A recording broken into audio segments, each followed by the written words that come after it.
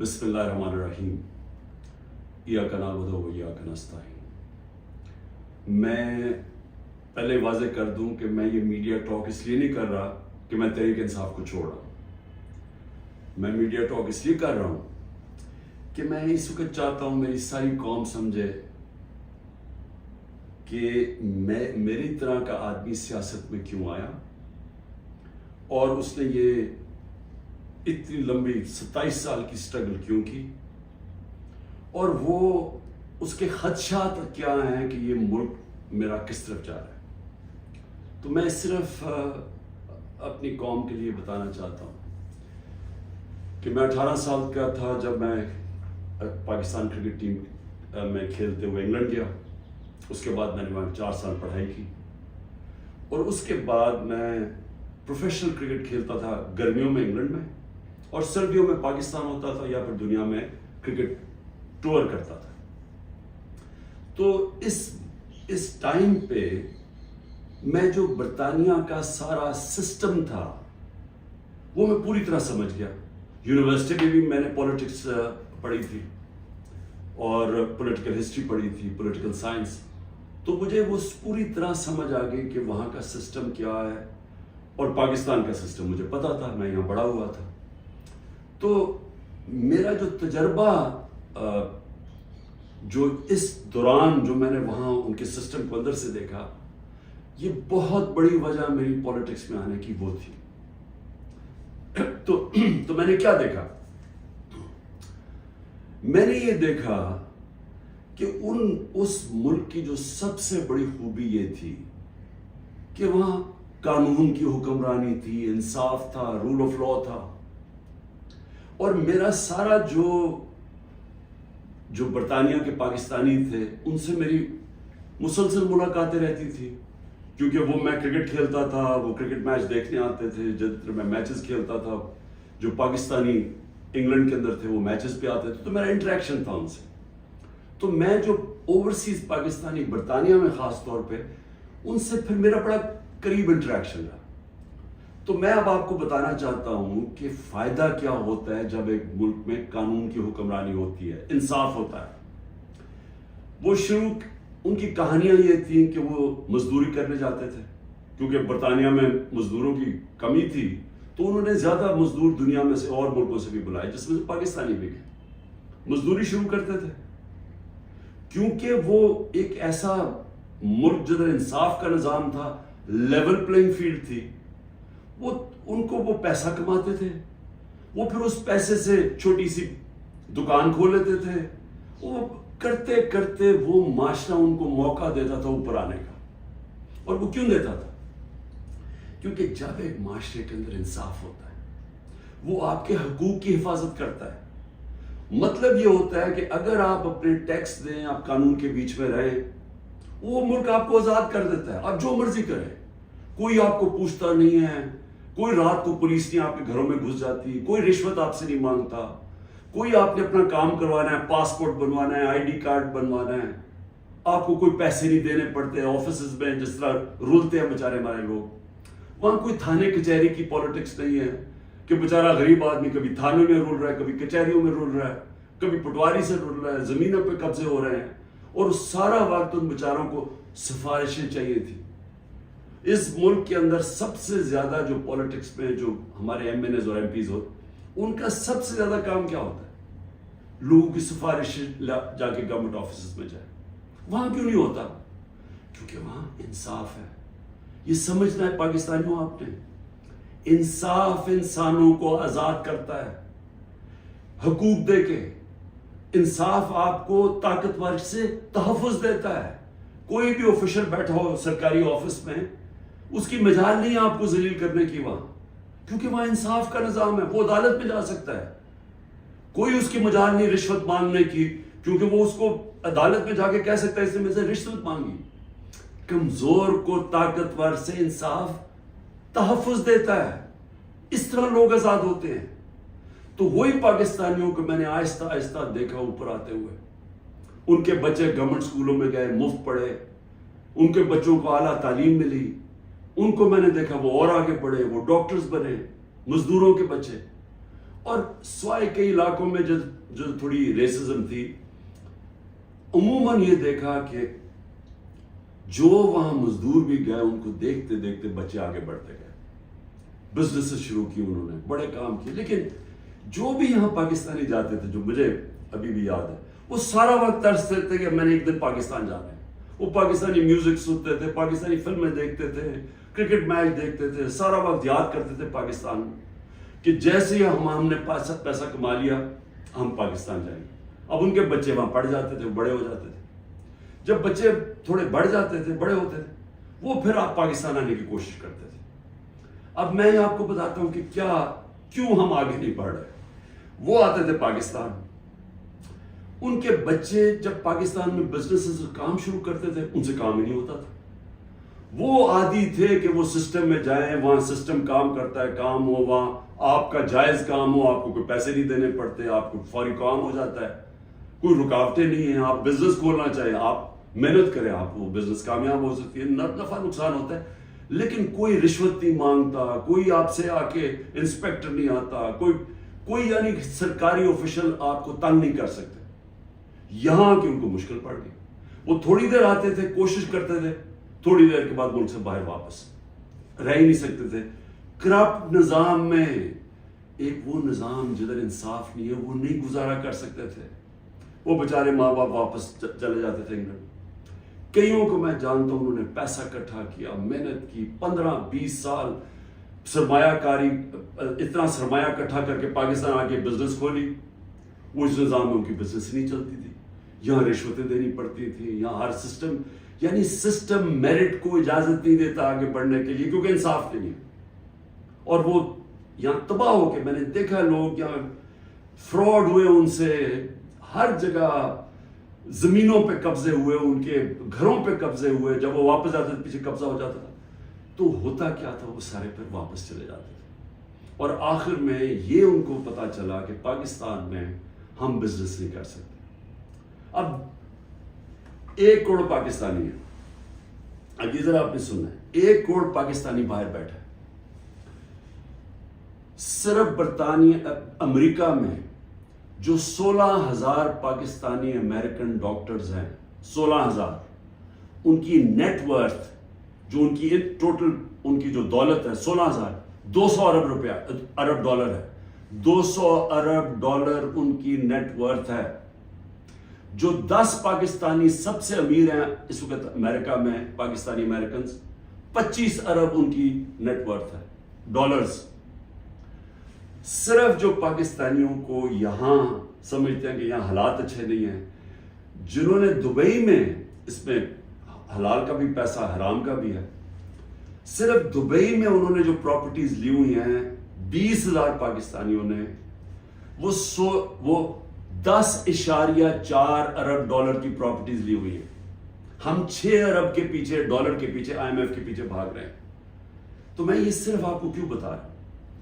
ہمارا ملک، اللہ نے ساری نعمتیں دی ہوئی ہیں اس کو. ایسا ملک دنیا میں نہیں ہے.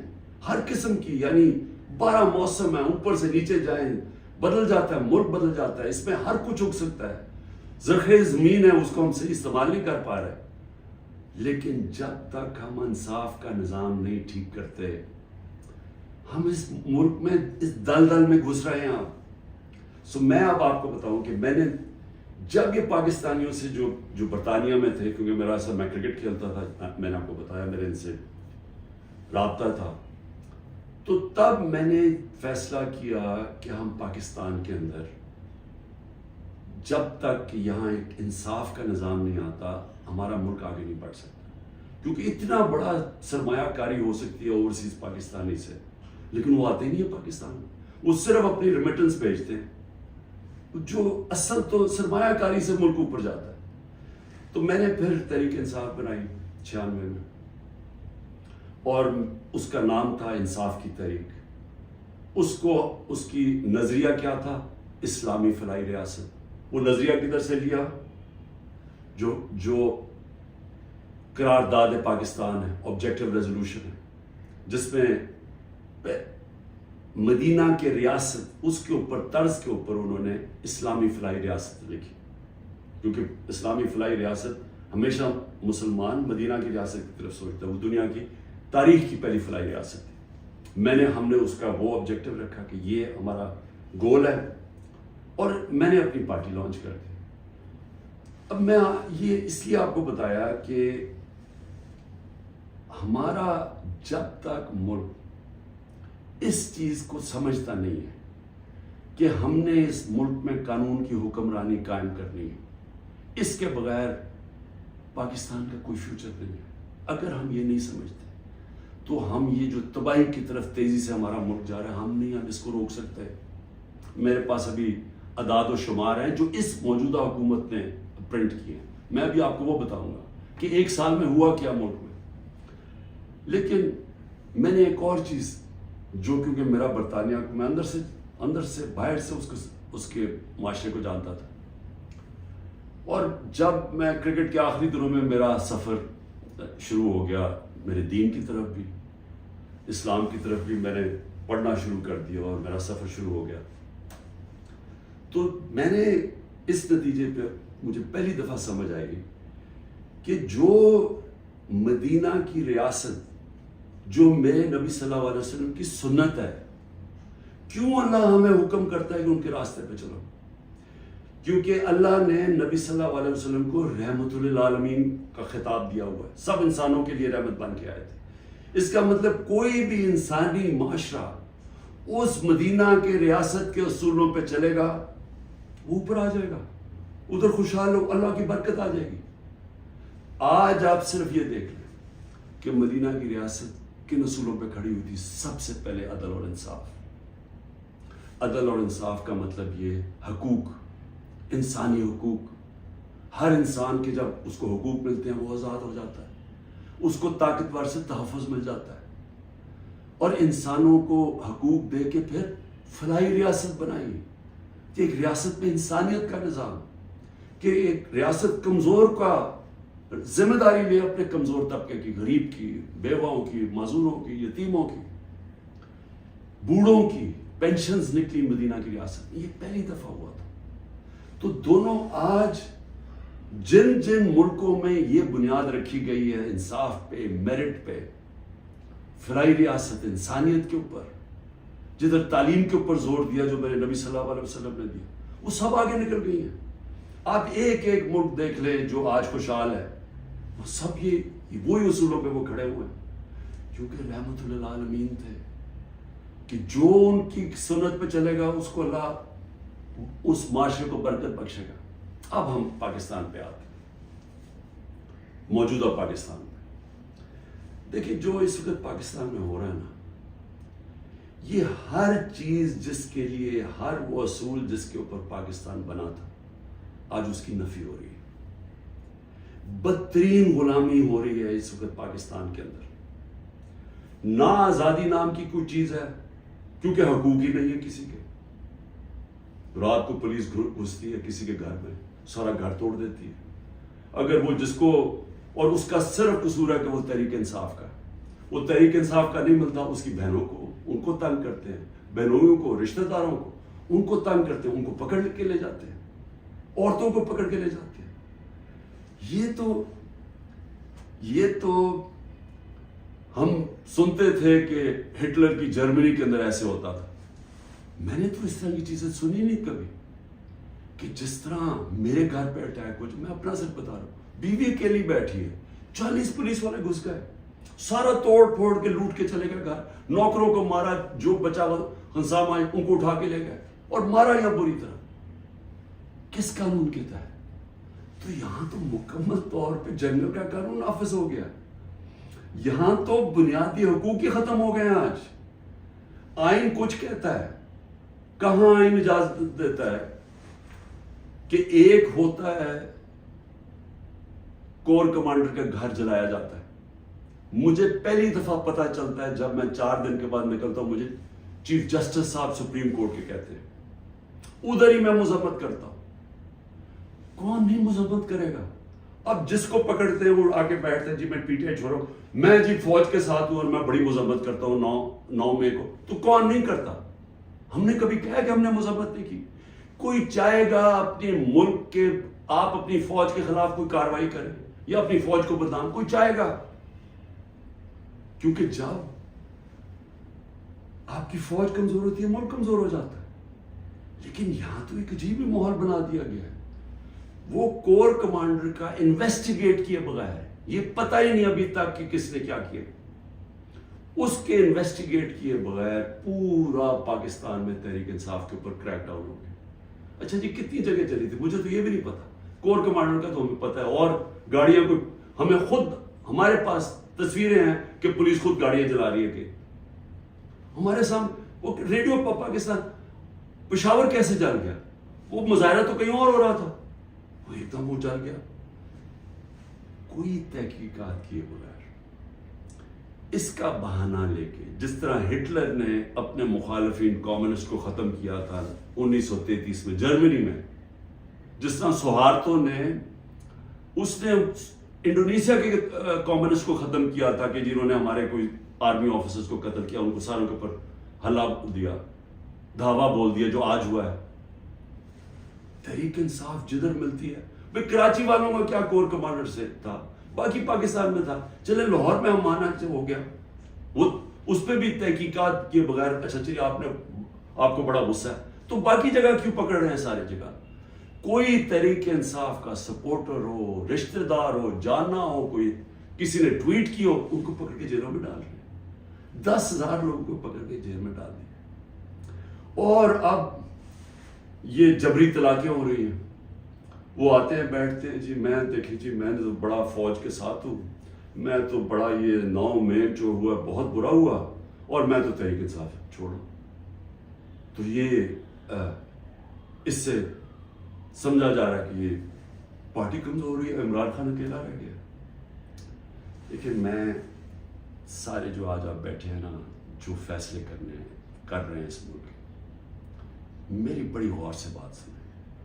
میں یہ جو آپ کے سامنے آیا ہوں، یہ کبھی جب میں کوشش کرتا ہوں کہ ڈائلاگ کی بات کرو، ہمارے سے کوئی بات چیت تو کر لے، ہم یہ بات کر کے مسئلے حل کر دیں. جس دن میں یہ کرتا ہوں اگلے دن اور سختی شروع ہو جاتی ہے، 2-3 اور FIR کاٹ دیتے ہیں، گھر میں آ جاتی ہے پولیس. کیونکہ سمجھتے یعنی کوئی ایک عجیب ذہن بیٹھے ہوئے، وہ سمجھتے ہیں کہ جو ڈائلاگ کرنا چاہ رہے ہو وہ اب اس کے گھٹنے کانپنے شروع ہو گئے ہیں، تو اس لیے آ کے اس کے اوپر تھوڑی اور سختی کرو تو بالکل بیٹھ جائے گا. دیکھیں یہ تو ہونے نہیں لگا. میں پھر سے آپ کو کہہ دوں کہ جب تک میرے میں سانس ہے، میں اس ملک کی حقیقی آزادی کے لیے تب تک پوری جدوجہد کرتا رہوں گا جب تک میں زندہ ہوں. لیکن مجھے اس وقت پاکستان کا خطرہ ہے، مجھے اپنی ملک کی فکر پڑ گئی ہے. اور جو لوگ مل کے یہ سب کچھ کر رہے ہیں، ان کو ملک کی فکر کیوں نہیں ہے؟ کیوں آج ہم مجھے یہ نہیں؟ 308 روپے کا ہو گیا ڈالر اوپن مارکیٹ میں. جب ڈالر 308 روپے کا اوپن مارکیٹ میں ہو جائے تو خطرے کی گھنٹیاں بج جانی چاہیے کہ اب جا رہا ہے پاکستان اس جس کو ہائپر انفلیشن کہتے ہیں، یہ اس مہنگائی کی طرف جا رہا ہے. سارا بزنس ٹھپ، انڈسٹری ٹھپ. ابھی میں آپ کو اس حکومت کے اعداد و شمار بتاؤں گا. تو ان کو کیوں نہیں فکر، یہ PDM والوں کو؟ ان کے پیسے باہر پڑے ہیں، ان کا اربوں ڈالر اس ملک سے باہر پڑا ہے. ان کو کوئی فرق نہیں پڑا کہ اس ملک کے اندر لوگوں کی $130 کم ہو. 130 روپیہ گرا ہے ڈالر کے مقابلے میں صرف جب سے ہم گئے. تو ان کو نہیں فکر پڑ رہی. وہاں لندن میں بیٹھ کے عاشیاں، بڑے بڑی گاڑیاں، بڑے بڑے ریسٹورنٹس میں بیٹھے ہوئے ہیں، شاپنگ ہو رہی ہے ہیرڈز میں، کیونکہ ڈالرز میں یا چوری کر کے پیسہ وہاں لے گئے. فکر ہر اس پاکستانی کو ہونی چاہیے جس کا جینا مرنا پاکستان میں ہے. میں نے عمران خان کو جی ECL پہ ڈال دیا. شکر کو میں تو آپ کا شکریہ ادا کرتا ہوں. میں تو جانا ہی نہیں چاہتا ملک سے باہر، کیونکہ میں نے کوئی باہر میرے پیسے بینک اکاؤنٹس کچھ نہیں پڑے ہوئے. مجھے تو یہ ملک سے پیار ہے. تو اس لیے ECL ان کو فرق پڑتا ہے جنہوں نے جائیداد ڈالرز میں رکھی ہوئی ہیں باہر، اور ان کو کوئی فرق نہیں پڑا کہ ملک تباہی کی طرف جا رہے ہیں. ذرا آپ یہ صرف دیکھ لیں کہ جب ایک آدمی نے بند کمرے میں فیصلہ کیا کہ جناب عمران خان بہت ملک کے لیے تباہی کر رہا ہے اور میں اس کو بدل رہا ہے، اور اس نے جب گورنمنٹ گرائی، تو ذرا صرف میں اب آپ کو اس حکومت کی اعداد و شمار ہمارے پاس جو فورن ایکسچینج ریزروز تھے، یاد رکھیں روپیہ مضبوط رہتا ہے جب آپ کے ریزروز اوپر ہو، 16.2 ارب ڈالر، آج وہ ہیں 4.5 ارب ڈالر، منفی 72% ہمارا فورن ایکسچینج گرا، ایکسپورٹس 13% گری ہے، ریمیٹنسز جو باہر سے پاکستانی ڈالر بھیجتے تھے وہ 13% گرے۔ یاد رکھیں یہ ہر سال ہمارے بڑھتے جا رہے تھے، ہر سال پچھلے سال سے زیادہ ہوتی تھی ہماری ایکسپورٹس بھی، ریمیٹنسز بھی، ڈالر زیادہ آ رہا تھا۔ اب جب سے یہ آئے ہیں 13% دونوں نیچے چلی گئی ہے بجائے اوپر جانے کے۔ اس کا مطلب ڈالر کم آ رہے ہیں پاکستان میں، قرضے بڑھتے جا رہے ہیں، ڈالر کم آ رہے ہیں اور ہم نے قسطیں بھی دے دی۔ ٹیکسٹائل ایکسپورٹ جو ہماری سب سے بڑی ایکسپورٹ ہے، منفی 14% گر چکی ہے۔ انٹرسٹ ریٹ، اب بزنس کام کون کرے گا؟ ہم جب تھے 9.8 تھا، آج 21% ہے ہمارا سود۔ ہمارا جو ایکسچینج ریٹ ہے آفیشل 180 کر لیں، ہمارا تھا جب ہم گئے 180 روپے ڈالر تھا، آج 287 روپے ڈالر آفیشل ریٹ ہے اور 308 پہ پہنچ گیا ہے اوپن مارکیٹ میں۔ مہنگائی کے اوپر بڑا شور مچا تھا، 12.7% تھی ہماری کنزیومر پرائس انڈیکس۔ مہنگائی کی دو ہوتی ہیں قسمیں، ایک جس کو کہتے ہیں کنزیومر پرائس انڈیکس جو CPI ہوتی ہے، وہ 12.7 تھی، آج 36.4% ہے، پاکستان کی تاریخ کی سب سے بڑی مہنگائی۔ لیکن اس سے زیادہ خطرناک جو سینسٹیو پرائس انڈیکس ہے وہ 14.2 ہمارے دور میں تھی، آج وہ پاکستان میں 42.1% ہے۔ پٹرول، یاد رکھیں ہمارے دور میں پٹرول 110 سے 115 لیٹر 110 سے 115 ڈالر پہ بیرل گئی تھی، آج وہ 70-80 کے بیچ میں ہے، یعنی ادھر سے آ کے۔ ہمارے دور میں 150 روپے لیٹر پیٹرول تھا، 145 روپے لیٹر ڈیزل تھا، آج ڈیزل پہنچ گیا 260 روپے اور پیٹرول پہنچ گیا 270 روپے۔ جب پیٹرول مارکیٹ میں نیچے، انٹرنیشنل تیل نیچے چلا گیا تو یہ آپ ذرا دیکھیں تقریباً 100 روپے اوپر گیا۔ آٹا جو ہر آدمی کو افیکٹ کرتا ہے، ہمارے دور میں 55 روپے تھا کے جی، آج وہ پہنچ گیا 136 روپے کے جی، 130% کا اضافہ ہوا اس میں، اور یہ عام آدمی کو سب سے زیادہ تکلیف دے رہی ہے۔ چاول 103 روپے کے جی تھا، آج 202 روپے کے جی ہے، 95% ہمارا چاول کی قیمت بڑھی ہے، یہ بھی عام آدمی کا۔ گھی، انٹرنیشنل مارکیٹ میں جو پام آئل ہم امپورٹ کرتے ہیں وہ آدھا ہو گیا ہے، آج ہمارے دور میں 468 روپے کے جی تھا، آج 603 روپے کے جی ہے، جبکہ آدھا ہو گیا انٹرنیشنل مارکیٹ میں۔ اور دودھ 170 روپے لیٹر تھا، آج 170 روپے لیٹر۔ میں اور بھی آپ کو بتا دوں کہ جس سے آپ کی دولت میں اضافہ ہوتا ہے، ہماری جو گروتھ ریٹ تھی، یعنی جس ریٹ پہ ہماری دولت میں اضافہ ہو رہا تھا، جس کو GDP کہتے ہیں، GDP میں اضافہ، وہ 6.1% تھی، آج وہ چلی گئی ہے منفی 0.2%، 0.2% پہ چلی گئی۔ انڈسٹریز، ہماری اوور آل انڈسٹری 6.8% پہ بڑھ رہی تھی، آج وہ -2.9% پہ چلی گئی۔ یعنی جس سے آپ کے ملک میں دولت بنتی ہے، جس سے آپ ٹیکسز بڑھتے ہیں، جس سے آپ روزگار دیتے ہیں، وہ انڈسٹری جو زیادہ تر انڈسٹریز وہ -2.9 پہ پہنچ گئی ہیں، اور جو لارج اسکیل مینوفیکچرنگ ہے جس سے سب سے زیادہ دولت میں اضافہ ہوتا ہے، وہ ہمارے دور میں 11.9% پہ بڑھ رہی تھی، وہ آج -7.9% پہ چلی گئی، تقریباً 8% منفی پہ چلی گئی۔ جو کنسٹرکشن ہے جس سے سب سے زیادہ نوکریاں ملتی ہیں، وہ 1.9% پہ بڑھ رہا تھا ہمارے دور پہ، آج وہ -5.5% پہ چلی گئی۔ اور پھر کاٹن، کیونکہ ہمارا سب سے زیادہ جو کپڑا بناتے ہیں ہم، اس سے ہمارا اضافہ بھی ہوتا ہے، نوکریاں بھی ملتی ہیں، ایکسپورٹس بھی بڑھتی ہیں، وہ 9.2% پہ بڑھ رہی تھی، آج وہ -23% پہ پہنچ گئی ہے، یعنی کہ بند ہو رہی ہے انڈسٹری. میں یہ آپ کو یہ صرف فگر اس لیے دے رہا ہوں، اور جو بھی ہمارے اس ملک میں فیصلے کر رہے ہیں میں اس لیے آپ کو کہہ رہا ہوں کہ یہ ملک تباہی کی طرف جا رہا ہے. ان کے پاس کوئی روڈ میپ نہیں ہے. جتنا ٹائم دے رہے ہیں یہ ملک نیچے جاتا جا رہا ہے. جن لوگوں کے پاس ڈالرز میں باہر پیسے نہیں رکھے ہوئے ان سب کے لیے تباہی آئی ہوئی ہے. سارا تنخواہ دار طبقہ آج تکلیف میں ہے. جس کے پاس سیلریز ہیں ان کا اگر 100 روپیہ سال پہلے اگر 100 روپیہ چیزیں خریدا تھا وہ 50 روپے رہ گئے. تو یہ تو ایک عذاب آنے والا ہے. اور ابھی یہ جو روپیہ گر رہا ہے کیونکہ ان کے پاس جب آپ کیسے آپ نے قرضے دینے آپ اگلے مہینے قرضوں کی قسطیں دینی ہے. جب آپ کی دولت میں اضافہ نہیں ہو رہا، جب ڈالرز ہی نہیں بڑھ رہا ہے، جب آپ کی انڈسٹری بند ہو رہی ہے، جب آج کسانوں کے پاس وہ پیسہ ہی نہیں رہا کیونکہ وہ اتنی مہنگائی ہو گئی ہے کہ اس کے پاس پیسہ نہیں بچتا اپنی زمین پہ لگانے کے لیے، تو وہ اس کی ظاہر ہے اس کی پیداوار گرنی شروع ہو جائے گی. تو ہم نے کدھر سے قرضے واپس کرنے؟ ہم آج پاکستان میں ہمیں یہ سمجھنا چاہیے کہ ہم اگر اس وقت اس کو ہم ٹھیک نہیں کرتے یہ سب کے ہاتھ سے نکلنے والی ہے. دیکھیں معاشرہ کنٹرول سے باہر بھی نکل جاتا ہے. سری لنکا میں اس سے کم حالات تھے جبکہ لوگ سڑکوں کے اوپر آ گئے. ابھی تک لوگ سڑکوں پہ کیوں نہیں آ رہے؟ کیونکہ انہوں نے الیکشن پہ کی امید لگائی ہوئی ہے کہ ہم جو ہمارے سے ہوا ہے وہ اندر گھروں میں بیٹھ کے تپے ہوئے ہیں کہ جب الیکشن آئے گا تو ہم ان کو سبق سکھائیں گے. تو یہاں تو الیکشن کروانے کا کوئی پلان ہی نہیں ہے. یہاں تو الیکشن کا تب پلان ہے جب عمران خان کو کرش کیا جائے گا، اور وہ کرش کیا جا رہا ہے.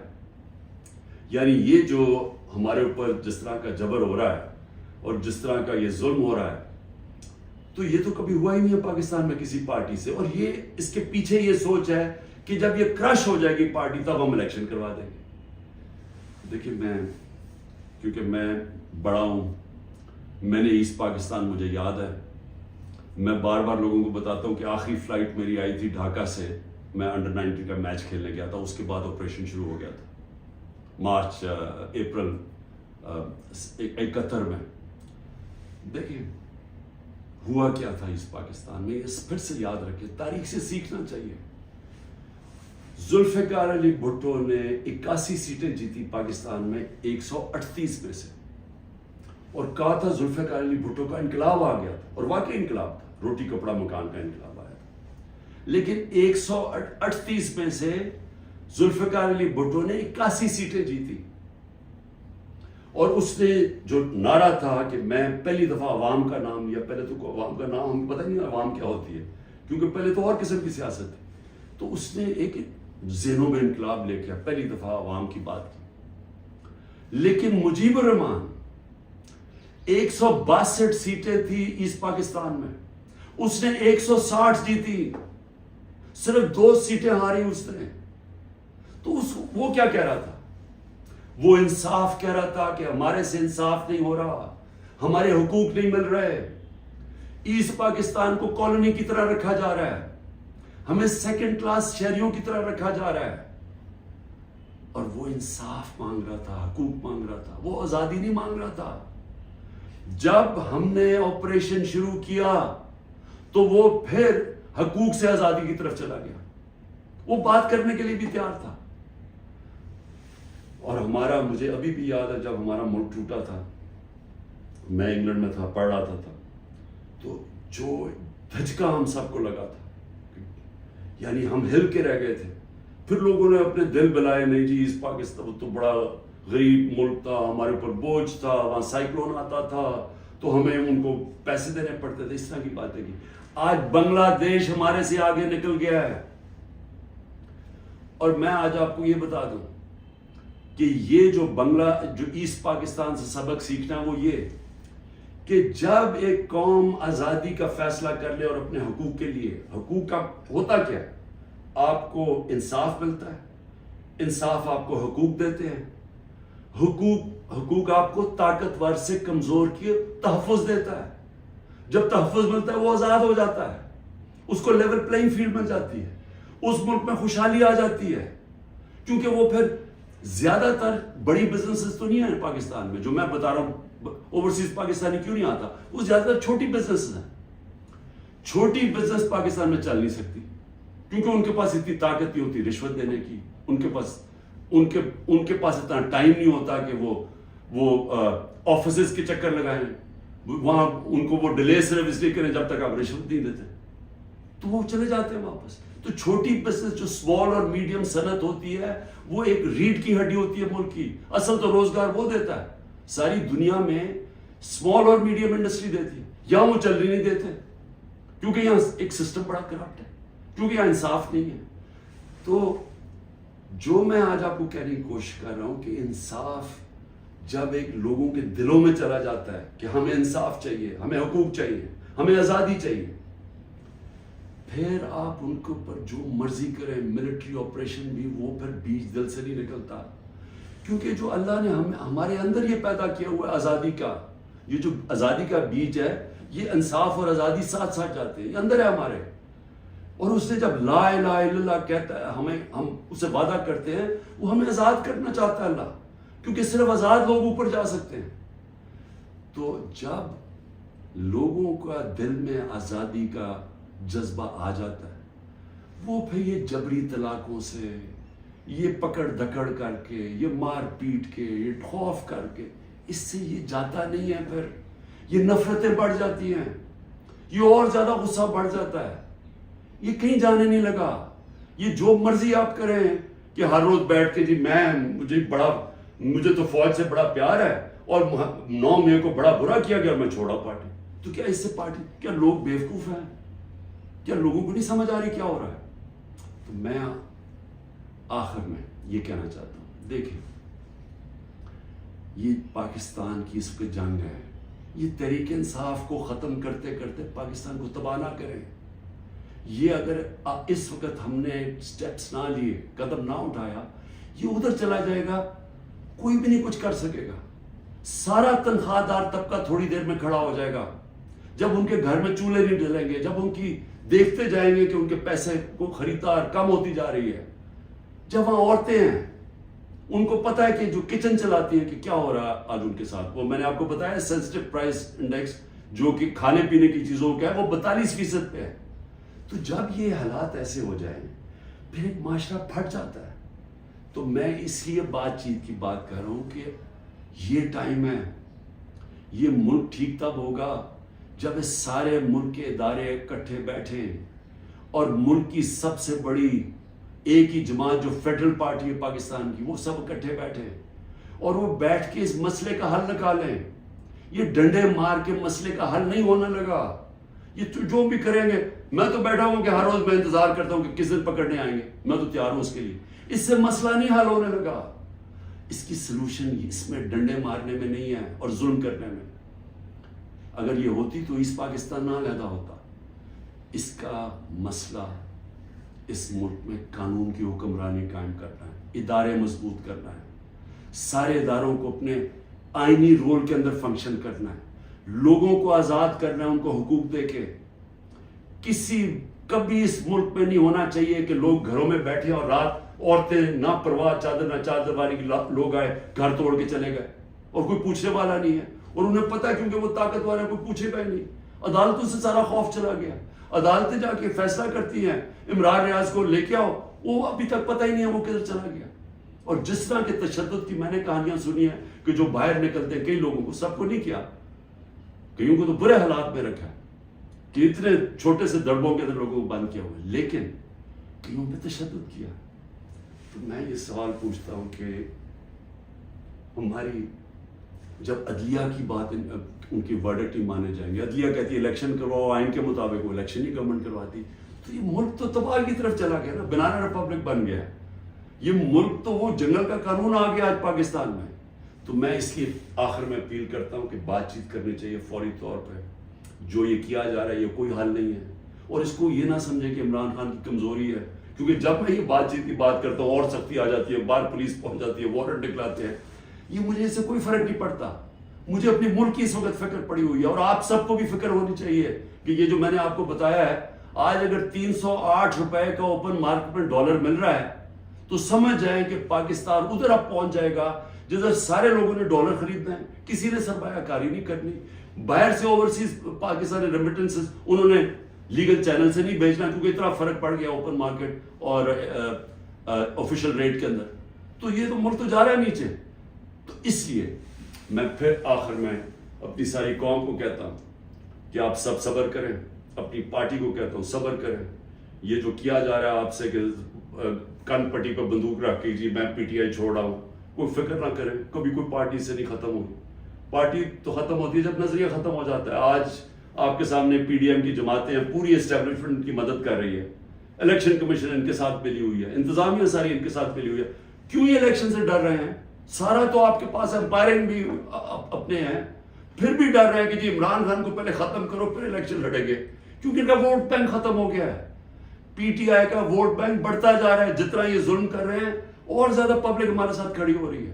اور انشاءاللہ جب بھی الیکشن ہوگا آپ کے سامنے آ جائے گا رزلٹ. شکریہ.